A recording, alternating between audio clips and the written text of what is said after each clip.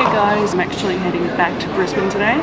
So I'm currently at Christchurch Airport. I will show you guys my flight to Brisbane and show you what happens on a fully serviced flight with Qantas, Trans Tasman as well. So yeah, anyway guys, enjoy.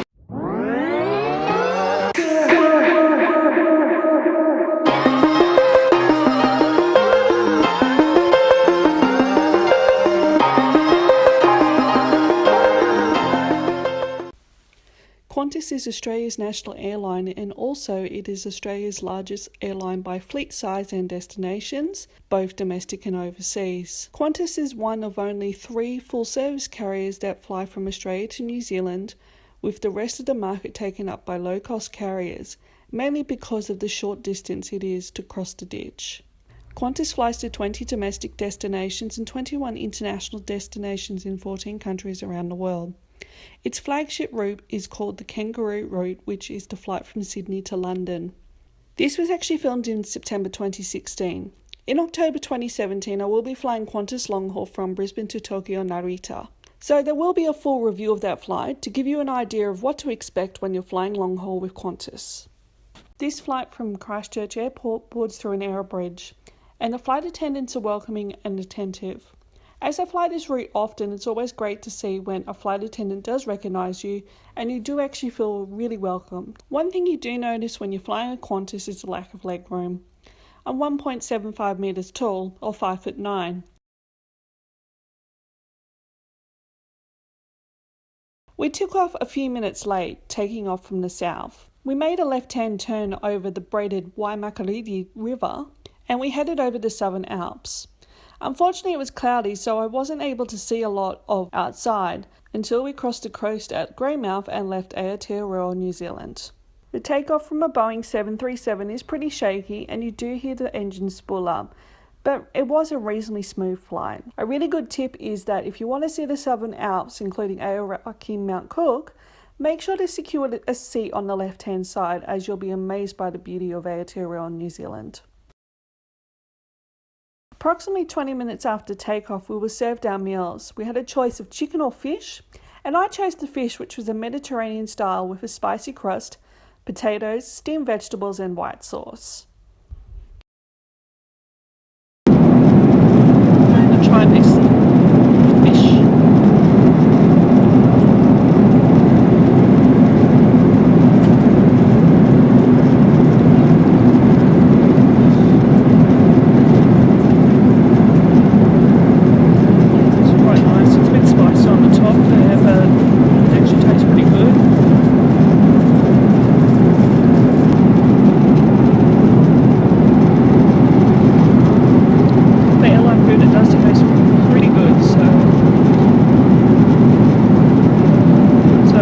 Sauce is actually quite nice down the bottom here, and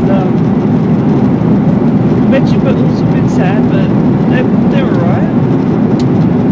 There's some zucchini and carrot here, and a bit of baguette as well.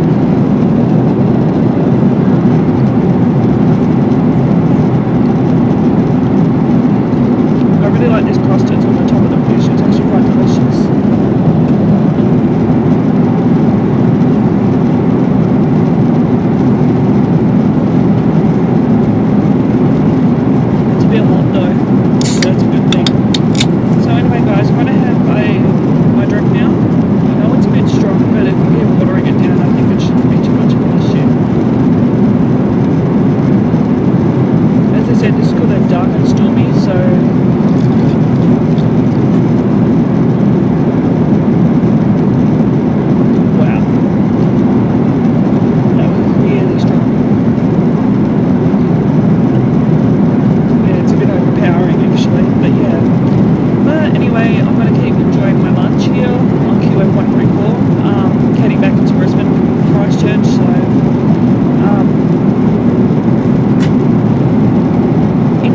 Some other Trans Tasman flights, Qantas does actually serve you food. Emirates is another one that does serve you food on the flight to from New Zealand. The other airlines are Air New Zealand, AirAsia, Jetstar, and Virgin you do actually have to pay for food. when you're on board, so, or you've got to book in advance, but you've got to still pay for food on board. But I prefer a fully serviced flight because if you know you're going to get a feed on the plane, you don't have to pay for extra, and you don't have to worry about handling cash and stuff like that, or making sure you've got enough money in your account. The other thing about that's good about being on a full service flight is that you get free entertainment as well. I'll show you guys very shortly the individual entertainment program that's on the flight, so you can choose your own movies or show or whatever you're watching, or if you just want to play a game, you can do that as well. Qantas in-flight entertainment is free to use and has some decent entertainment options on there. The screen was quite responsive and there was a variety of good movies and TV shows to Australian classics and even games. I ended up watching a few episodes of the Gilmore Girls before it was time to land.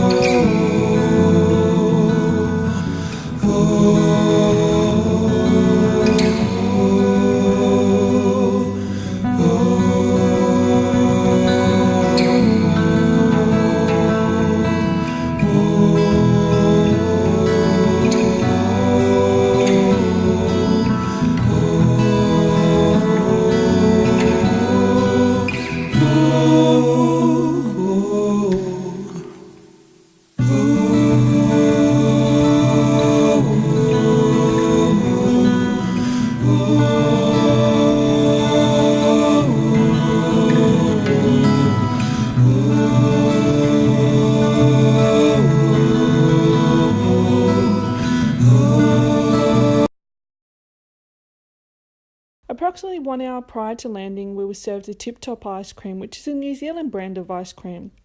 This was a coconut vanilla ice cream covered in chocolate, which was pretty nice.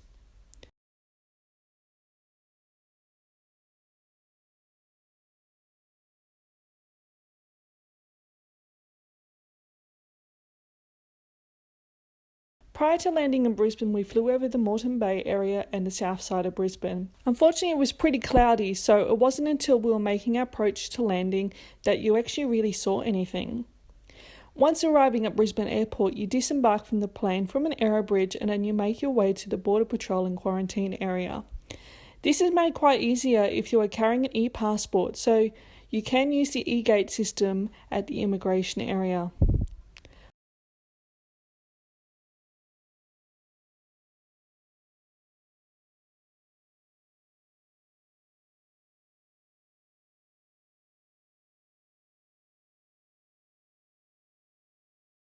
All in all, Qantas is a very good airline to fly with, and not only do I recommend them, but they also are my preferred choice to flying when going to and from New Zealand. If you would like to see a more in-depth review of this flight, make sure to head over to kiwirugbytravelstories.com and check out the blog there. Every month there is a new review out for all you to see, plus updates on my travel and other quirky things I get up to when I go to the rugby. Thank you again for watching, and make sure to like this video and subscribe to my channel.